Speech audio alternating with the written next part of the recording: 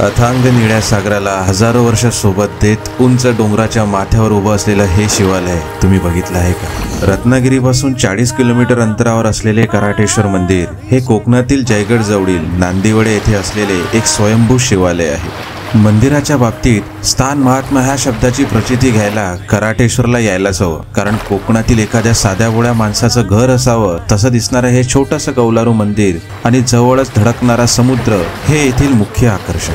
येथील पश्चिमेला सिंधू सागराचा गहिरा निळा पोत मावळतीला आलेल्या सूर्याने सोनेरी झळाळी धारण करतो। धरती ओटीच्या गणितावर पाणी अलगद खळाळतं आणि श्वेतवस्त्र धारण करून किनाऱ्याला भिडतं। काही पायऱ्या उतरताच आपल्याला कराटेश्वरचं कौलारू मंदिर दृष्टीस पडतं।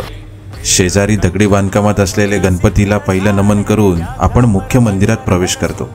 रामदासी श्री नारायण भाऊ जोग या स्थानाचे वर्णन करताना म्हणतात, एकांत स्थळी हा सुरम्य विलासे नाम कराटेश्वर, पै सागर नित्य हा वसतसे गर्जोनिया गंभीर।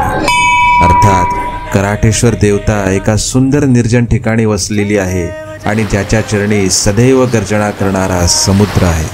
खरंच ज्ञानमग्न होण्यासाठी इथे काही वेगळं संगीत किंवा मंत्रोच्चार करावेच लागत नाहीत, कारण ती सोय निसर्गानेच इथे करून ठेवलेली आहे। तर आध्यात्मिक शांततेचं अस्तित्व जाणून घ्यायला या मंदिराला नक्की भेट द्या।